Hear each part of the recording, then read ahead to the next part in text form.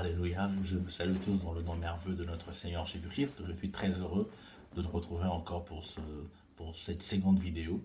Il y a quelque temps, nous avons publié une première vidéo où nous étions en train de parler, de dire la vision que le Seigneur nous a donnée, qui est celui d'annoncer l'évangile de Jésus-Christ à travers le monde, aux habitants de toutes les nations, de toutes les langues, de toutes les races, parce que nous croyons que le Seigneur Jésus revient bientôt, nous croyons que l'enlèvement est le prochain événement qui attend l'Église et le Seigneur nous a commandé de pouvoir annoncer, de pouvoir préparer l'Église de Jésus-Christ à cet événement en annonçant l'évangile éternel, en annonçant l'évangile de Jésus-Christ.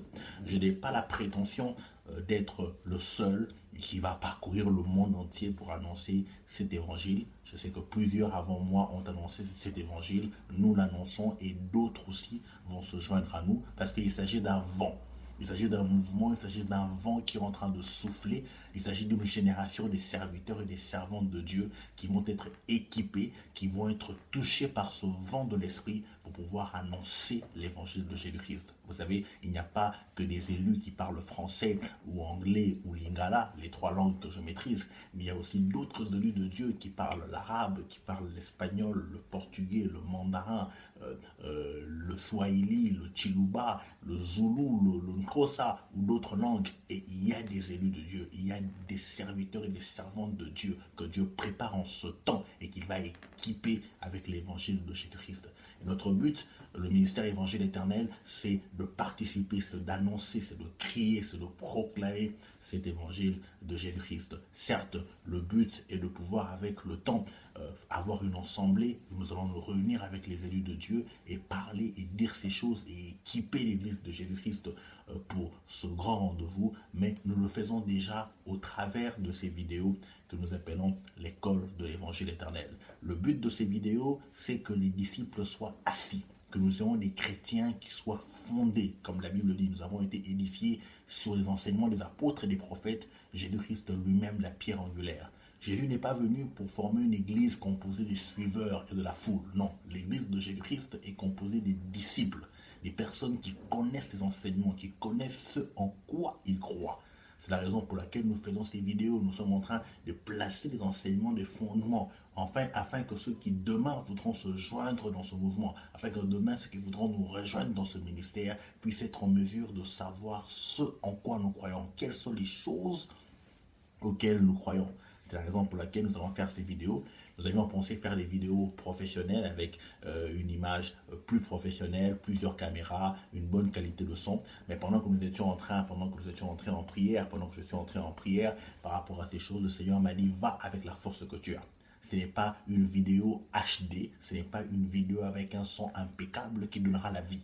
Si vous pouvez me voir et m'entendre, si vous pouvez voir et entendre ce que je suis en train de vous dire, et si ces choses sont confirmées par le Saint-Esprit, alors il y a la vie. L'apôtre Pierre et Jean pouvaient dire, nous n'avons ni or ni argent, mais ce que nous avons, nous le donnons au nom de Jésus-Christ. Je n'ai peut-être pas des caméras professionnelles ou une image professionnelle à faire, mais ce que je vous donne, je vous le donne au nom de Jésus-Christ. Et si le Saint-Esprit est derrière ces paroles, eh bien, quelqu'un recevra la vie. Le premier sujet que nous allons aborder, nous allons faire cette vidéo en deux tranches. Nous allons aborder cette vidéo, ce sujet en deux parties, puisque les enseignements peuvent être assez longs. Donc pour ne pas vous donner une vidéo très longue, nous allons faire cette vidéo en 2 ou 3 parties.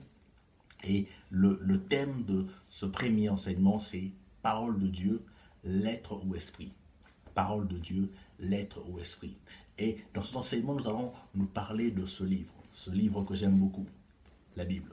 La Bible est un livre que j'aime beaucoup. Celle-ci, c'est la mienne. Je sais qu'elle est un peu vieille, délabrée, à cause du fait que je l'utilise souvent et je l'ai acheté il y a plusieurs années. C'est ma Bible en français. Je suis en Afrique du Sud, c'est très difficile de vous procurer une Bible française. Voilà. Et j'ai une autre Bible en anglais qui est beaucoup plus présentable. D'accord. Et j'ai encore d'autres Bibles dans tous mes appareils, sur mon téléphone, sur ma tablette, sur mon ordinateur, laptop, desktop. J'ai la Bible. Parce que la Bible est un livre que j'aime beaucoup. Un livre que j'ai lu et relu. Je ne sais pas vous dire le nombre de fois que j'ai lu ma Bible, le nombre de fois que je la relis. Et je nous invite tous à avoir des Bibles. Tu ne peux pas être chrétien, sans avoir de Bible. Tu ne peux être chrétien pendant 1 ou 2 ans si tu n'as jamais lu ta Bible. Il faut que tu sois en mesure de lire ta Bible de Genèse à l'Apocalypse. En tout cas, je t'encourage, je t'exhorte à lire ta Bible de Genèse chapitre 1 à Apocalypse chapitre 22. Lis ta Bible. Nous avons essayé tant bien que mal, et même sur Facebook, nous essayons toujours d'encourager les gens à lire leur Bible. Je suis très surpris de voir aujourd'hui des chrétiens qui rapidement vont acheter des livres. Rapidement, ils sont prêts à débourser de l'argent pour acheter le livre du bishop tel, du pasteur tel, du prophète tel, les 5 voies de la bénédiction, comment marcher dans le surnaturel, comment opérer dans l'onction divine, les principes de la visitation de Dieu. Les gens achètent des livres et sont prêts à lire des livres de 100, 200 pages, mais ils n'ont jamais lu leur Bible. Non, je ne t'interdis pas de lire des livres, je ne t'interdis pas de lire des livres, mais avant de lire des livres du bishop tel, du prophète tel, sois sûr que tu as lu ta Bible, sois sûr que tu as au moins fini ta Bible. Et si dans ce livre-là, on te ment, si dans ce livre-là, ce sont des mensonges, comment sauras-tu qu'on est en train de te mentir si tu ne lis jamais ta Bible? En lisant ta Bible, tu es au moins équipé à juger, tu es équipé à comprendre ce que tu vas lire dans ces livres-là pour savoir si ce qui est écrit est de Dieu ou pas de Dieu. Voilà pourquoi plusieurs, même des serviteurs de Dieu, sont entrés dans l'occultisme, sont en train de faire des pratiques occultes sans le savoir, parce qu'ils ont été pressés d'aller lire des livres et ils n'ont jamais lu leur Bible. Lisons la Bible, c'est important dans notre foi. Voilà pourquoi avant que nous puissions aborder d'autres enseignements, puisque tous les enseignements que nous aurons abordés à l'école de l'évangile éternel seront basés sur la Bible. Donc avant que nous commençons à parler d'autres enseignements, il est important que nous puissions commencer par le premier enseignement, parole de Dieu, lettre ou esprit. Alors il y a un grand débat, déjà je commence par souligner qu'il y a un grand débat qui règne de savoir si la Bible est-elle la parole de Dieu ou contient-elle la parole de Dieu? Eh bien, nous croyons ceci à Évangile éternel. Le Saint-Esprit nous a révélé que les Écritures, la Bible, ce sont les Écritures. La Bible, je ne vous donnerai pas trop de mots grecs et hébreux, vous savez, je n'ai pas fait la théologie, je ne suis moi-même pas fort dans tous ces termes grecs et hébreux, mais avec certaines investigations, des recherches que j'ai fait, le mot Bible vient du grec ancien biblia. C'est pas en lingala, c'est en grec ancien. Grec ancien biblia. Et biblia veut dire livre, au pluriel. Livre avec S, livre. D'ailleurs, c'est du mot biblia que dérive même le mot bibliothèque. Vous voyez, l'endroit où on trouve des livres. Biblia. Biblia veut dire livre, c'est-à-dire la Bible est un ensemble des livres inspirés par Dieu. Inspirés par Dieu certes, mais écrits par des hommes. Les auteurs de la Bible, c'était des hommes de même nature que toi et moi, des hommes sujets à des faiblesses comme toi et moi, qui ont écrit la Bible sous l'inspiration de Dieu. Et tous ces livres ont été mis ensemble durant le temps, durant les siècles. Ces livres ont été compilés ensemble et ont formé ce qu'on appelle la Bible. Or, nous savons que dans Jean chapitre 1, verset 1, la Bible dit « Au commencement était la parole était avec Dieu et la parole était Dieu. » Donc nous savons que la parole, c'est Dieu lui-même. La parole, c'est Jésus-Christ lui-même. Or, la Bible n'est pas Jésus-Christ. Tu ne peux pas déchirer Jésus-Christ.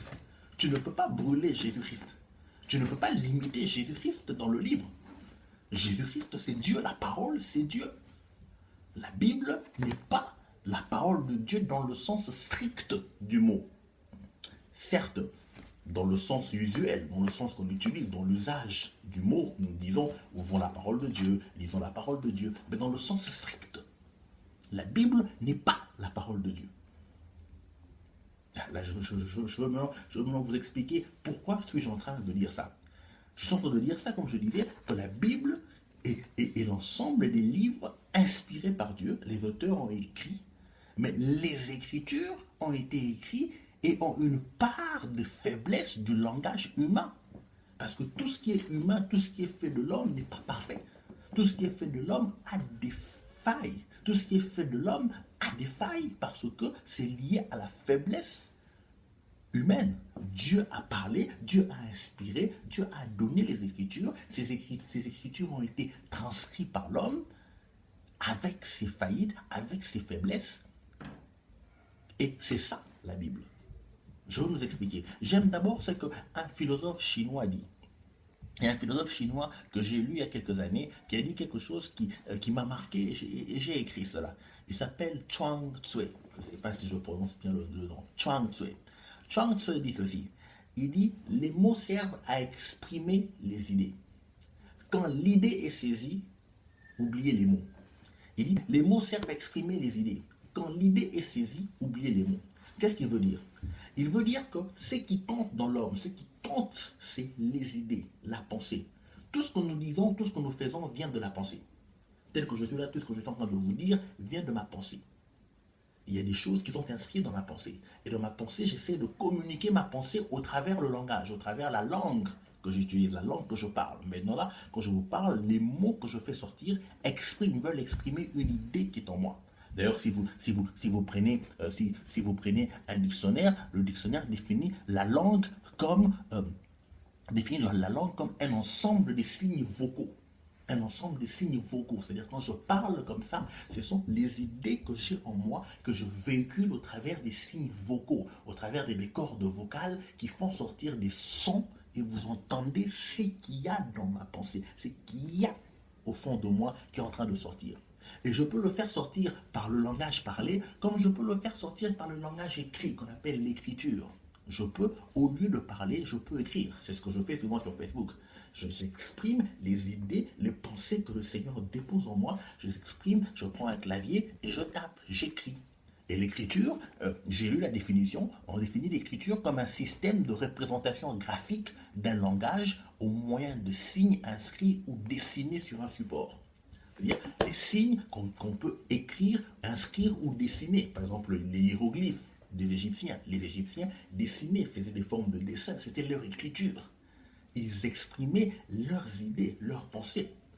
Et par là, on comprend que la notion pure ou la façon pure de communiquer, c'est au niveau de la pensée. Voilà pourquoi on vous dira que les esprits communiquent par télépathie. Ceux qui sont dans des sciences mystiques, ceux qui ont pratiqué les sciences mystiques, ou pour ceux qui ont pour ceux qui ont des expériences surnaturelles, vous remarquerez que dans le monde des esprits, parfois les pensées s'échangent entre elles. C'est ce que les autres appellent la télépathie. Si vous avez déjà eu une vision, vous remarquez que dans certaines visions, on n'entend toujours pas la voix, on n'entend toujours pas Dieu nous parler comme ça. Mais quand on voit la vision, quand on voit les images, on reçoit une forme de connaissance, une forme de pensée qui vient reposer dans notre tête et on sait ce qu'on est en train de voir. Je vous donne un exemple biblique, la transfiguration. Quand Jésus se transfigure devant ses disciples, comment est-ce que Pierre, Jean, Jacques savent identifier que celui-ci c'est Moïse, celui-ci c'est Élie? Avait-il des photos de Moïse? À l'époque, il n'y avait pas de photos de Moïse, il n'y avait pas d'image, il n'y avait pas de caméras, il n'y avait pas de vidéos de Moïse et d'Élie, ni des portraits de Moïse et Élie. Mais comment Pierre, Jean, Jacques pouvaient savoir que ça c'est Moïse, ça c'est Élie? Quand ils ont vu cette vision, il y a eu la pensée de Dieu, il y a eu la pensée qui leur a été communiquée qu'il s'agit de Moïse et d'Élie. Vous comprenez? Voilà pourquoi, dans le monde spirituel, tout se passe au niveau de la pensée, parce que la pensée, c'est l'état pur, et c'est la pensée de Dieu qui est la parole de Dieu. Mais cette parole, ce souffle de Dieu, cette pensée de Dieu a été inspirée aux auteurs de la Bible, qui l'ont écrit, qui l'ont mis sous forme d'écriture. Maintenant, dans l'écriture, nous devons lire les écritures et avec le Saint-Esprit, être révélés, recevoir la révélation de la parole de Dieu. Je donne un simple exemple. Si je veux que vous puissiez vous tenir debout, si je veux que tu puisses te tenir debout là où tu es, c'est ça ma pensée, c'est ça l'idée que j'ai. La pensée que j'ai, c'est que tu puisses te tenir debout. Maintenant, je peux l'exprimer de plusieurs manières, selon la langue que tu comprends ou selon la langue que je parle. Je peux te dire en lingala, téléma. En français, je dirais debout. En anglais, je dirais stand up. Tous les trois langages, toutes les trois langues, téléma, debout, stand up, veulent dire une seule chose. Tiens-toi sur tes pieds. C'est ça la pensée que j'ai, c'est ça l'idée que j'ai, c'est que tu puisses te tenir sur tes jambes. Maintenant, je l'ai exprimé de trois manières différentes. J'ai dit téléma, j'ai dit debout, j'ai dit stand-up, mais je veux dire la même chose. D'ailleurs, si tu es une personne sourde muette, ou bien si je ne connais pas ta langue, je peux te faire ceci, je peux faire ceci. Voilà, quand je fais cet acte, tu comprends que l'idée que j'ai, c'est que tu puisses te tenir sur tes jambes. Ben, une fois que tu as saisi cette idée-là, alors que je dise téléma, debout, stand-up, ou bien que je fasse ceci, je veux dire une seule chose. Et aujourd'hui, c'est ça le problème dans les églises. Aujourd'hui, c'est ça même le problème qui a fait naître les dénominations. C'est que celui-ci dit téléma, l'autre dit debout, l'autre dit stand-up, l'autre fait ceci. Alors on commence à se battre. Parce que celui qui a dit debout veut que tout le monde puisse dire debout. Celui qui a dit stand-up veut que tout le monde puisse dire stand-up. Celui qui a dit téléma veut dire que tout le monde puisse dire téléma. Alors on commence un combat. Non, non, non, ça c'est vrai. Non, téléma c'est vrai. Non, debout c'est vrai. Non, et on commence à se battre inutilement sans pour autant savoir que ce qui est important, ce n'est ni ton téléma, ni ton debout, ni ton stand-up, mais ce qui est important, c'est la pensée, c'est l'idée qu'il y a derrière. Une fois que les gens saisissent l'idée, ils ont saisi la vérité. Et c'est ça avec la parole de Dieu. La parole de Dieu, elle est spirituelle. La parole de Dieu, elle est de Dieu. Les Écritures, elles nous permettent les Écritures renferment cette pensée de Dieu. Et maintenant, le Saint-Esprit nous permet d'avoir la révélation de la parole de Dieu au travers des Écritures. Et aujourd'hui, c'est ça le problème. Il y a même un grand débat au niveau de quelle version utiliser. Ceux-ci préfèrent Louis Ségon, d'autres disent non, il faut Semeur, d'autres disent non, parole vivante, d'autres disent non, parole de vie. D'ailleurs, un groupe comme les Témoins de Jéhovah ont fait leur propre traduction, traduction du monde nouveau. J'apprends même qu'il y a certains pasteurs qui sont aussi en train de faire leur propre traduction de la Bible.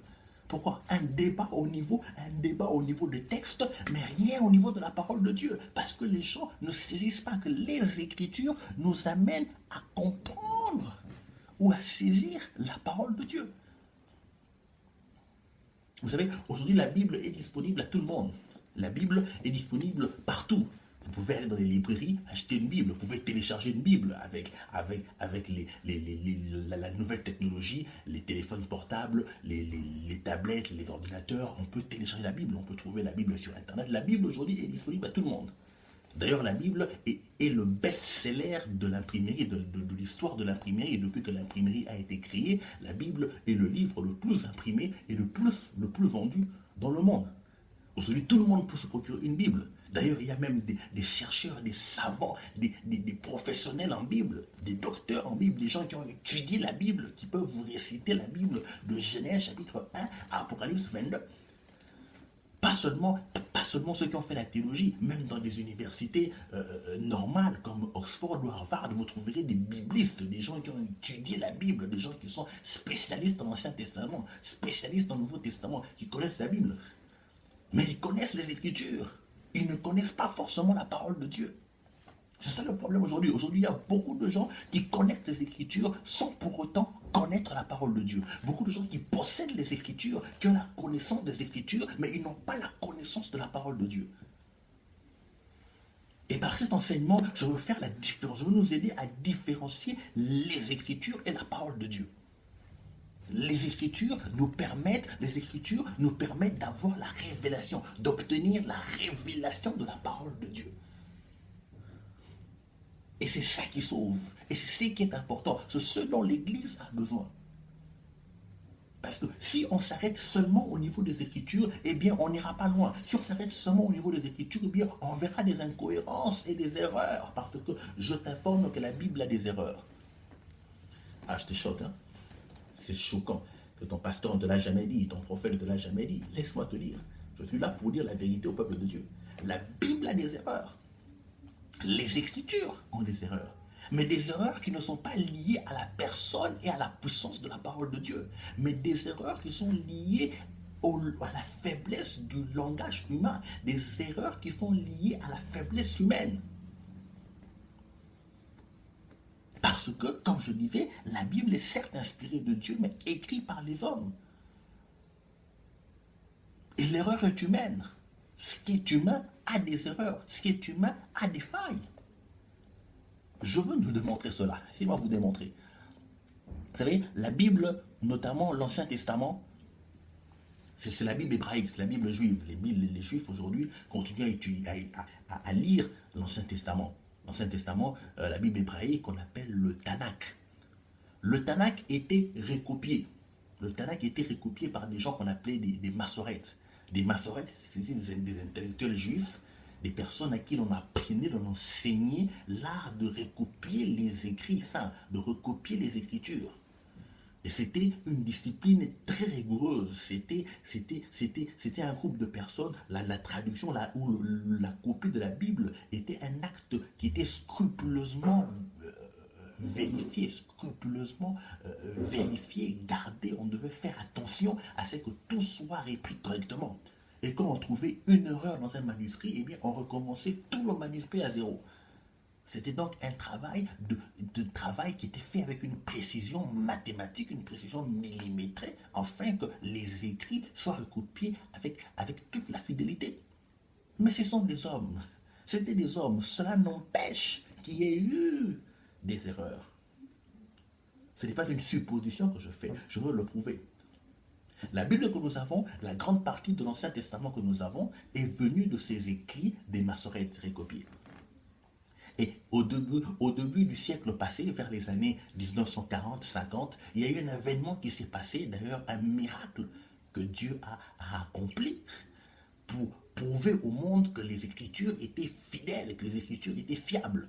Parce qu'il y avait certains savants, certains chercheurs qui commençaient à se lever pour douter de la fidélité, de la fiabilité de la Bible. Ils commençaient à dire que voilà, la Bible n'était pas vraiment fidèle, la Bible avait été écrite pas comme on le croit dans les années passées, c'était un livre plus récent qu'on ne le pense. Bref, il y avait une discussion qui tournait autour de la fidélité, la fiabilité de la Bible. Alors Dieu a opéré un miracle, Dieu a permis qu'un événement puisse se passer pour confirmer que les Écritures étaient dignes de foi, que les Écritures étaient vraiment fiables. C'est ce qu'on appelle, on appelle cela la découverte des manuscrits de la mer morte. Vers les années 40-50, il y a eu un jeune bédouin, un jeune arabe bédouin qui faisait paître ses brebis aux alentours de la mer morte. Et il est entré dans une caverne, il est entré dans une grotte. Et dans cette grotte, il a trouvé des vases, il a trouvé de grands vases. Et quand on ira vérifier ces vases, on trouvera que dans ces vases, il y avait des manuscrits. Il y avait des manuscrits, des écrits. Et ces écrits, c'était la Bible. C'était l'Ancien Testament. C'était l'Ancien Testament qui était là. Et cette découverte, ces manuscrits correspondaient totalement à l'Ancien Testament que nous avions dans nos églises, dans la Bible. C'était une découverte exceptionnelle qui a prouvé et qui a confirmé que les Écritures étaient dignes de foi. Mais mais en cela, on a trouvé quelque chose dans Ésaïe chapitre 21, verset 8. Ésaïe chapitre 21, verset 8. Dans la version répandue que nous avons, dans la version de la Bible que nous avons, Ésaïe 21, 8, la Bible dit ceci. Ésaïe chapitre 21, verset 8. La Bible dit, puis elle s'écria, comme un lion, Seigneur, je me tiens sur la tour. Comme un lion, je me tiens sur la tour. Ça, c'est dans la Bible que nous avons. Je viens de lire la version Louis II. Mais dans les manuscrits de la mer morte, le même verset, Ésaïe 21, 8, à la place de lion, on trouvait veilleur ou sentinelle. Le veilleur ou la sentinelle à la place de lion. Pourquoi cela? Parce qu'il y a eu simplement une différence de lettres, une différence d'une seule lettre. Au fait, le mot lion en hébreu s'écrit R-Y-H. R-Y-H. C'est le lion. R-Y-H. Et le mot veilleur, sentinelle, c'est R-W avec un petit apostrophe H. R-W-H. Vous voyez? Donc la différence était au niveau du W et du Y. Dans la version qui a amené la traduction de notre Bible en français, on trouve R-Y-H qui veut dire lion. Dans la version de la mer morte, on trouve R-W-H qui veut dire veilleur. Vous voyez? Il y a eu un scribe, il y a eu quelqu'un qui, en écrivant, au lieu de mettre Y, a mis W. Au lieu de mettre W, a mis Y. Et ça a totalement changé le mot. Dites-moi, est-ce que ce problème, est-ce que cette erreur-là touche-t-elle la divinité de Dieu? Touche-t-elle la parole éternelle de Dieu? Ou elle touche les Écritures? Pareil avec quand on lit dans Josué, on dit Josué arrêta le soleil. Ben, vous et moi, nous sommes au 21e siècle, nous savons qu'on ne peut pas arrêter le soleil, il arrêta la terre. Parce que ce n'est pas le soleil qui bouge, c'est la terre qui tourne autour du soleil. Mais à l'époque de l'auteur, à l'époque de la personne qui écrit ce texte, il était connu, il était d'usage commun. On pensait que c'est le soleil qui se levait, qui faisait la course et qui allait se coucher. Donc, quand Josué fait ce miracle, quand Dieu fait ce miracle au travers de Josué, eh bien, la personne qui le voit dit, oh, Josué arrêta le soleil. Mais nous savons que le soleil ne s'est jamais arrêté puisqu'il n'a jamais bougé. Vous voyez? C'est une erreur du langage, une erreur de la faiblesse du langage humain, mais qui n'a rien à voir avec la parole de Dieu. C'est comme l'exemple, un frère ou une sœur qui est rempli du Saint-Esprit et qui prophétise par le Saint-Esprit et qui dit par exemple, le moment, ou bien il ne parle pas. Qu'est-ce que vous allez dire? Vous allez dire, oh, le Saint-Esprit ne parle pas bien français, le Saint-Esprit s'est trompé, au lieu de dire une maman, le Saint-Esprit a dit un moment.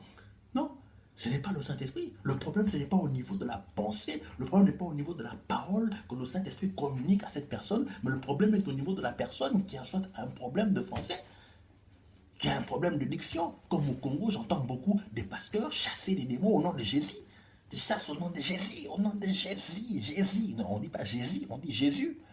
Mais le problème, ce n'est pas Jésus ou Jésus. Le problème, c'est que cet homme a un problème de diction. Il dit Jésus, mais le Saint-Esprit agit. Le Saint-Esprit est en train de faire parce que c'est un problème au niveau de faiblesse, de la faiblesse du langage humain. Et cela nous amène encore à une autre discussion inutile qui est en train de troubler l'Église de nos jours. C'est que certains disent qu'il faut qu'on puisse prier au nom de Yoshua HaMashiach. D'autres disent Jésus-Christ. D'autres disent Jesus. Mais Jésus-Christ, Jesus, Yoshua HaMashiach. Ce qui compte, c'est la relation que tu as avec celui que tu invoques. Qui invoques-tu? Es-tu en relation avec ce Jésus-là? Que tu dis Jésus, Yoshua, Yesu. Ou bien qu'un sourd muet dit... Le problème, c'est... Quelle est la relation que la personne qui invoque le nom de Jésus-Christ a avec ce Jésus? N'est-ce pas que les fils de Sheva sont allés et ils ont dit, nous vous chassons au nom de Jésus que Paul prêche? Qu'est-ce que les démons ont dit? Jésus, on connaît. Paul, on connaît. Vous, quelle relation avez-vous avec Jésus? Qui êtes-vous, vous? Vous voyez? Le problème, donc, ce n'est pas Jésus, Yoshua, ou bien Yesu, ou Jesus, mais le problème, c'est la connexion que nous avons. Quel esprit sommes-nous en train d'invoquer? Voilà pourquoi vous serez surpris que la Bible, la même Bible, est utilisée même dans les sectes. Vous allez dans les réunions de la franc-maçonnerie, vous le verrez en train d'utiliser la Bible. Vous êtes dans les réunions de la Rose-Croix, vous le verrez en train d'utiliser la Bible. Des témoignages disent même que certaines personnes ont invoqué des esprits avec des passages bibliques, avec des passages des psaumes. Ils lisent les psaumes et ils invoquent des démons. Qu'allez-vous dire? Qu'ils utilisent la parole de Dieu pour invoquer des démons? Non. Ils utilisent l'écriture, ils trafiquent l'écriture, ils modifient l'écriture pour leur fin magique. Ceux qui aujourd'hui, beaucoup de pasteurs qui entrent dans la cabale juive aujourd'hui, on leur prend avec des écritures, on leur donne la Bible, on leur cite des passages d'Ézéchiel, des psaumes et tout, et puis on les entraîne dans la magie à cause des écritures. Parce qu'il y a une différence entre les écritures et la parole de Dieu. Les Écritures nous permettent, les Écritures, en lisant les Écritures remplies du Saint-Esprit, nous arrivons à la révélation de la parole de Dieu qui sauve, la parole qui donne la vie. Mais beaucoup de chrétiens aujourd'hui, l'Église est encore aujourd'hui au niveau des Écritures. Ils se battent encore au niveau des Écritures, sans comprendre la parole de Dieu, sans entrer dans la parole de Dieu, sans arriver à la dimension de la parole de Dieu. Et c'est là le bas qui blesse, c'est là le problème. Et c'est là le but de notre enseignement. Que les gens puissent comprendre les Écritures, puissent comprendre la valeur des Écritures, afin d'atteindre la révélation de la parole de Dieu. Parce que les Écritures, comme je disais, ont des failles. Je vais vous en démontrer d'autres, parce que c'est comme ça que les gens prennent les chrétiens mal affermis.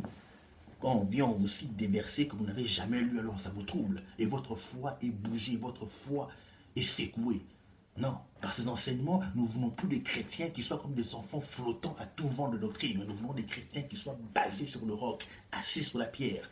Comme ça, quand les gens des sectes vont venir t'embrouiller avec leurs enseignements, tu peux les convaincre de la vérité. Moi, il ne faut pas m'amener des gens au nom de témoins de Jéhovah, ceci. Pour moi, ce sont des petits joueurs, des joueurs de seconde zone. Quand ils viennent, on leur donne la parole de Dieu et ils sont confus. Mais beaucoup de chrétiens sont troublés par les occultismes, sont troublés par les sectes, parce qu'ils n'ont pas de fondement dans la parole de Dieu. Et on ne vous dit pas certaines choses. Lisez avec moi 2 Samuel chapitre 8. Le livre de 2 Samuel chapitre 8, le verset 4.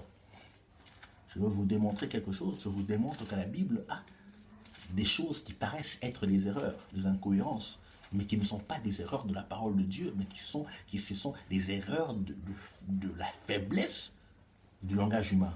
2 Samuel chapitre 8, verset 4.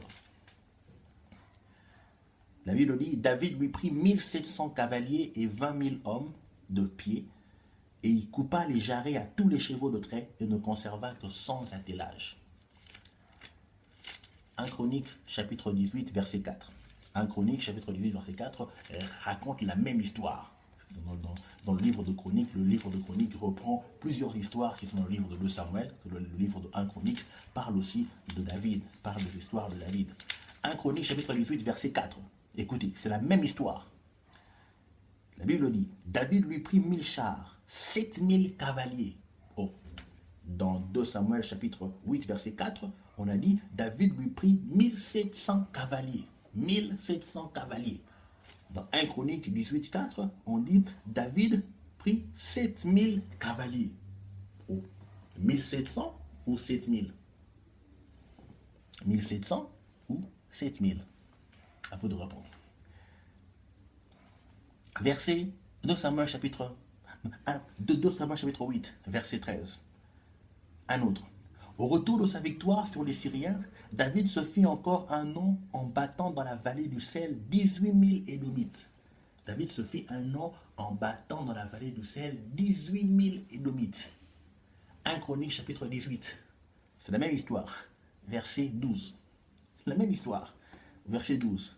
Abishai, fils de Tseruja, bâtit dans la vallée du sel 18 000 Édomites. Oh, donc 2 Samuel 8, on dit David bâtit 18 000 Édomites. Dans 1 Chronique, on dit Abishai. Vous voyez, le même texte, la même histoire, mais reprise par deux personnes différentes, par deux auteurs différents. L'un des auteurs montre que David bâtit dans la vallée du sel 18 000 Édomites. L'autre dit Abishai, fils de Tseruja, bâtit 18 000 Édomites. Qui a bâti? Qui a battu? David ou Abishai? Vous voyez? Tout dépend. Peut-être que l'autre, en parle de David, parle de toute l'armée de David.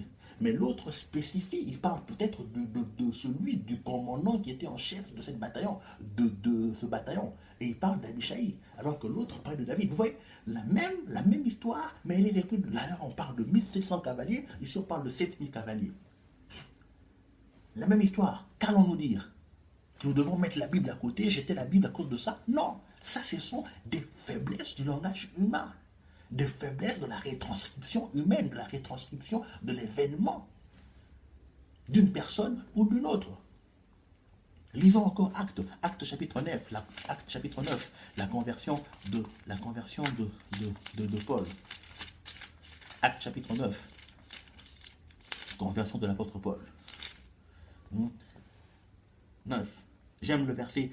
On peut commencer à partir du verset 6. Tremblant et saisi d'effroi, il dit, Seigneur, que veux-tu que je fasse? Et le Seigneur lui dit, lève-toi, entre dans la ville, et on te dira ce que tu dois faire. Écoutez le verset 7. Les hommes qui l'accompagnaient demeurèrent stupéfaits. Ils entendaient bien la voix, mais ils ne voyaient personne. Ils entendaient bien la voix, mais ne voyaient personne. Si vous allez dans Actes chapitre 22, vous lisez la même histoire. Actes chapitre 22, l'apôtre Paul parle de la même histoire. Il dit ceci, au verset 6, il dit, comme j'étais en chemin et que j'approchais de Damas, tout à coup vers midi, une grande lumière venant du ciel resplendit autour de moi. Je tombais par terre et j'entendis une voix qui me disait, Saul, Saul, pourquoi me persécutes-tu? Je répondis, qui es-tu Seigneur? Et il me dit, je suis Jésus de Nazareth que tu persécutes. Verset 9, ceux qui étaient avec moi virent bien la lumière, mais ils n'entendirent pas la voix de celui qui me parlait. Oh. L'autre verset, au chapitre 9, on dit, ils entendirent la voix, mais ne virent rien. Ici, il dit, ils virent la lumière, mais n'entendirent pas la voix. Voyez-vous? Voyez-vous, ça semble être incohérent. C'est comme ça, vous verrez des sectes comme les églises des Noirs en Afrique, le Vumvamou, ils viennent, ils prennent des chrétiens et ils leur montrent ce genre de versets et ils disent, voyez, votre Bible, on vous a menti. Alors toi, tu es là, chrétien, pas assis dans la parole de Dieu, tu es là, tu es troublé. Ah oui, mon pasteur ne m'a jamais dit ça. Oui, moi je te dis. Moi je te dis ça.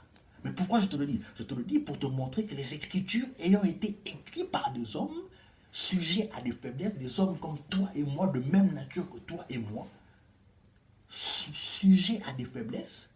Il y a des exemples, des signes de la faiblesse du langage humain dans les Écritures, mais cela ne touche pas la parole de Dieu véritable. Parce que dans la Bible encore, il y a un autre problème, il y a un problème aussi de la traduction. La Bible a été écrite, premièrement, en hébreu et en grec.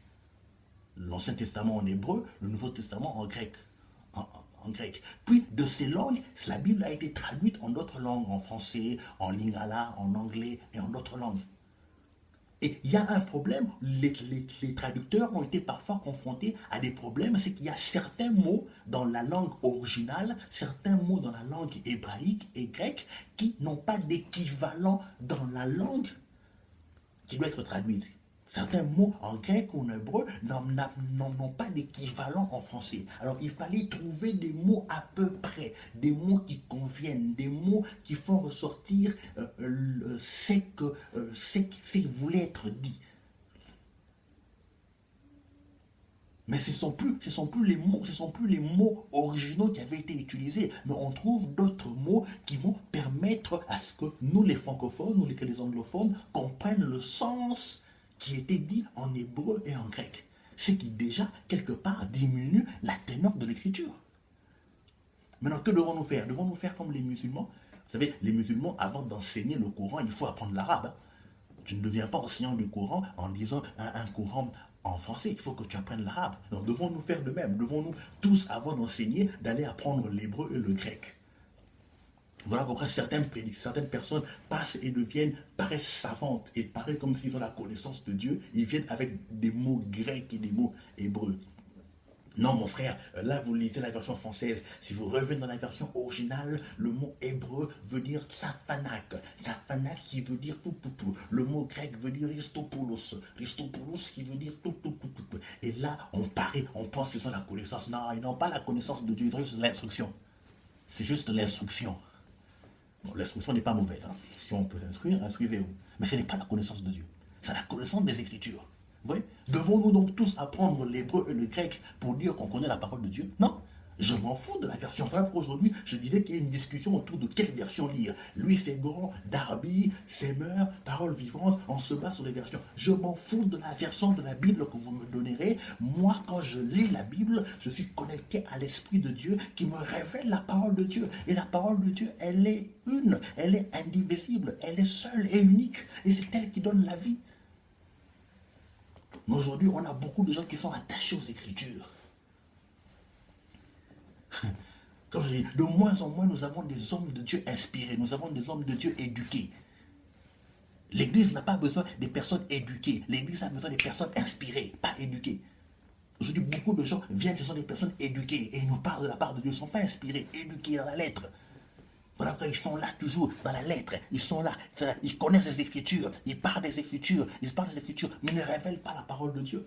Jésus dit dans Jean chapitre 5, verset 39, il dit, vous sondez les Écritures parce que vous pensez avoir en elles la vie éternelle. Ce sont elles qui rendent témoignage de moi. Il parle aux docteurs de la loi, aux pharisiens, aux scribes, qui passaient leur temps en train de lire les Écritures. Ils lisaient Moïse, ils connaissaient tous les passages de Moïse, ils connaissaient les prophètes. Il dit, vous pensez trouver en elles la vie? Eh bien, ce sont ces Écritures qui rendent témoignage de moi. Moi qui? Moi Jésus-Christ, moi la parole de Dieu. Vous voyez, les Écritures rendent témoignage à la parole de Dieu, à Jésus-Christ. Et une fois qu'on rencontre Jésus-Christ, on a la vie. Donc on peut lire les Écritures sans rencontrer Jésus. On peut lire les Écritures sans rencontrer la parole de Dieu. Mais on rencontre la parole de Dieu quand on est conduit par le Saint-Esprit qui nous révèle Jésus-Christ et Jésus qui nous donne la vie. Voilà pourquoi le même Jean, dans Jean chapitre 20, verset 31, il continue, il dit, mais ces choses ont été écrites afin que vous croyiez que Jésus est le Christ, le Fils de Dieu, et qu'en croyant, vous ayez la vie en son nom. Les choses ont été écrites afin qu'on croit, afin que par les choses écrites, on arrive à croire à Christ, le Fils de Dieu, et qu'en rencontrant la parole de Dieu, on reçoive la vie. Mais beaucoup de gens s'arrêtent au niveau des Écritures. Voilà pourquoi vous voyez des discussions, des débats sur les gens qui sont encore au niveau des Écritures. Ils comprennent tout charnellement. Ils sont au niveau des Écritures, la chair, ils sont au niveau des Écritures. Or, l'écriture, nous avons démontré que l'écriture peut avoir des faiblesses du langage humain. L'écriture peut avoir des faiblesses du langage humain, mais qui ne touchent pas la parole de Dieu. Voilà pourquoi j'aime ce que l'apôtre Paul dit dans 2 Corinthiens chapitre 11, verset 6. J'aime beaucoup ce verset. 2 Corinthiens chapitre 11, verset 6. Écoutons le discours de l'apôtre Paul. Il dit quelque chose de très pertinent. 2 Corinthiens chapitre 11, verset 6, il dit ceci, il dit, si je suis un ignorant sous le rapport du langage, je ne le suis point sous celui de la connaissance. Et nous l'avons montré parmi vous à tous égards et en toutes choses. Il dit, si je suis un ignorant au niveau du langage, mais je ne suis pas un ignorant au niveau de la connaissance. Il se peut que par mon langage, que je n'ai pas beaucoup de mots hébreux à vous dire, je n'ai pas des mots grecs à vous dire, je ne connais pas ces histoires de théologie, mais je ne suis pas un ignorant au niveau de la connaissance. Il dit attention. Il dit attention, parce qu'au niveau du langage, je suis faible. Je n'arrive pas à vous dire, j'arrive pas à vous faire ressortir ce que j'ai. Mais attention, au niveau de la connaissance, je suis fort. L'apôtre Paul ici marque une différence. Il différencie le langage humain et la connaissance de Dieu. Dit le langage humain, certes faible, mais au niveau de la connaissance, attention, je suis fort, je suis équipé.